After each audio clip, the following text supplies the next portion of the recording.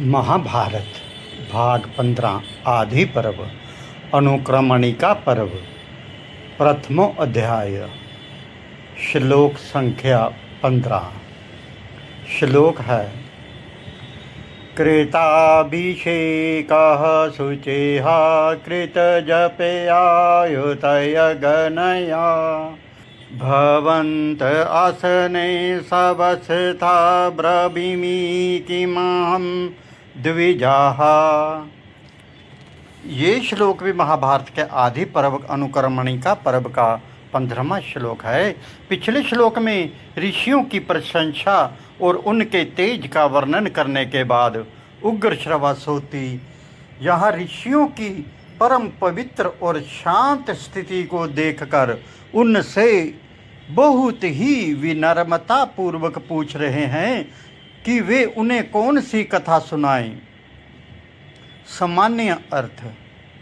हे श्रेष्ठ ब्राह्मणों, आप सभी नित्य क्रम के अनुसार पवित्र स्नान कर चुके हैं, शुद्ध हो चुके हैं, जप और अग्निहोत्र यानी हवन संपन्न कर चुके हैं और अब अपने अपने आसनों पर शांत व स्थिर होकर विराजमान हैं। बताइए, अब मैं आप लोगों को क्या सुनाऊं या किस विषय पर बात करूं। भावार्थ। इस श्लोक में प्राचीन भारतीय सनातन दिनचर्या, आंतरिक शुद्धि और ज्ञान प्राप्ति करने की आदर्श मनःस्थिति का बहुत गहरा दार्शनिक संदेश छिपा है। ज्ञान ग्रहण करने की पात्रता। उग्र श्रवा सीधे कथा सुनाना शुरू नहीं करते। वे पहले देखते हैं कि श्रोता यानी ऋषिगण ज्ञान सुनने के लिए तैयार हैं या नहीं।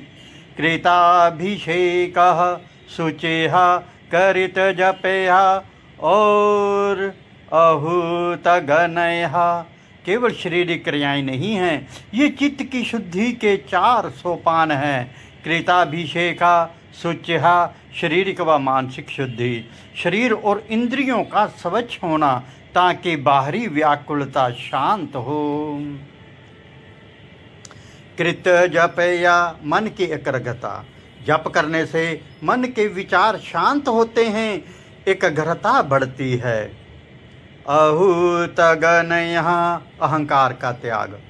यज्ञ की अग्नि में आहुति देना इस बात का प्रतीक है कि मनुष्य ने अपने स्वार्थ और अहंकार को ईश्वर को समर्पित कर दिया है। जब कोई व्यक्ति इन अवस्थाओं से गुजरता है तभी वे महाभारत जैसी गहन आध्यात्मिक कथा को समझने का पात्र यानी योग्य बनता है।